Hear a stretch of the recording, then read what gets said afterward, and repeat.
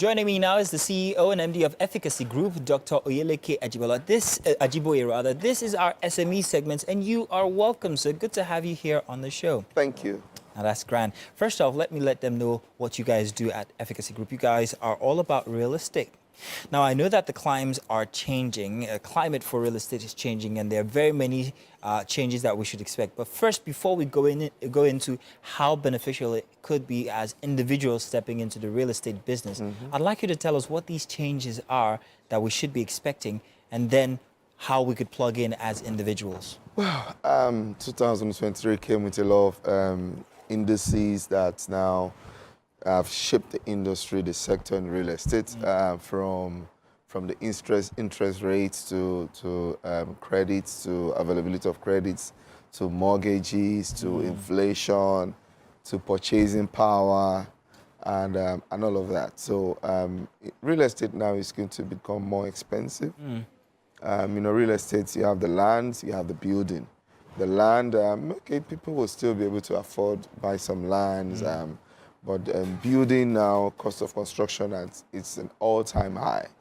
So, why exactly is that an all-time high? Now we're talking about the brick and mortar, the cement and everything. That's what's really expensive as it is. What about the manpower and expertise that goes in? Is that also expensive as well? Everything now. So like you said, the brick now is all-time high. Cement, all-time high. Reinforcement. The cost of living is now expensive, so that's increased labor costs. People who want to work for you are also going to consider their cost of transportation, their cost of feeding. Is it worth doing the work? They want to have some money after doing the work. You also look at interest rate in the bank is very high at the moment. You look at mortgages. Mortgages are not being disbursed. So that option of people saying, okay, I have a federal mortgage loan I can also take advantage of and pay over 20, 25 years. When it's not also available, you're actually shrinking the market. People that could afford the house, they don't have access to the funds to afford it. So there are a lot of dynamics that makes it all-time high. How does this affect investors now? Okay, so for investors, every investor now has to look at their appetite. What are they looking for? For investors that want to go into lands, because of our population, one thing that you can't take out of Nigeria is the fact that we have a very growing, vibrant, educated population. So people will still want to put shelter first. They want to be able to afford their house. They may be living in the city, but they want to have something in their state as their house. Security. Housing is a form of security in Nigeria. So they want to have something like that. So that trend will keep going on. The demand might slow down. However, the demand might slow down because of the purchasing power, but there's still a need for it. Is there any positive in the horizon? Would it get any better? Well, in your expert opinion. In my opinion, I think we should just assume that there's no longer affordable housing. Everybody should now just know that housing now is expensive. So we have to leave. Investors need to invest in the sector and then make their money. That means rent is going to go up. It's just a reality staring at us in the face. But the truth is very encouraging. But while it sounds that way, there's still opportunities in there for individuals to actually take advantage of and make money for themselves. You talked about labor. You talked about expertise going up. So as individuals and as people who are watching who want to take advantage of the nuances of this sector, how can they plug in? How can I, as an individual who perhaps want to switch jobs, what should I look at inside of the real estate industry that I could take advantage of to make a living off of? Okay, so I think real estate is a very long journey. So there are steps that one has to take, gradual steps. So the first one is, the easiest one is to be a realtor.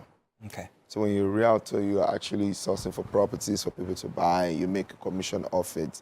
There are a couple of networking groups that do that now, like Real Estate Millionaires, BRG, Billionaires Realtor Group. You have many of them like that, ABN. So they train people to do these things. So even I have people from University of Lagos that are members of UVRG. They learn how to market the real estate, how to understand. Even while they're students? While students. Interesting. They learn how to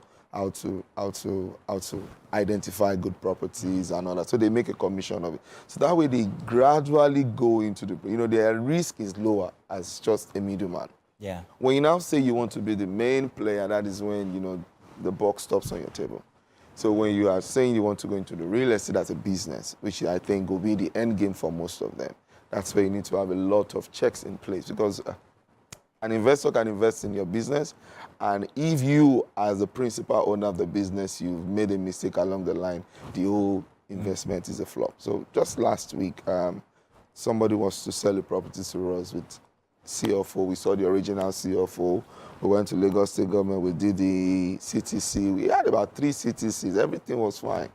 We just went to about 2-3 agencies. Everything. We went to the last agency to check, and it was the last agency that saw it that the CFO was fake. Oh, wow.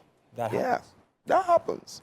So that's a land of about 30 acres. So when you buy that land, not knowing that it was fake, you've done all your due diligence. Strangely, everything was looking good.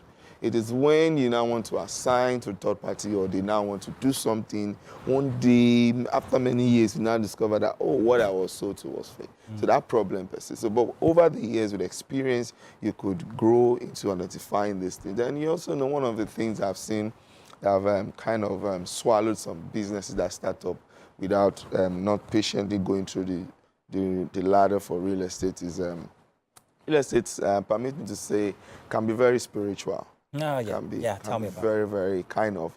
So you don't. It's not every land you can buy. Diabolic, let's put it that way. Diabolic, yeah. It's not every land you can buy. It's not every location you can build. From my experience, it's our 16th year in real estate.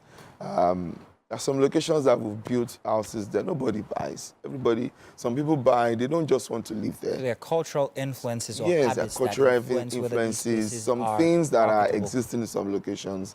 There was a property we went to develop sometime, and strangely, a whole dredger disappeared on site. Like poof.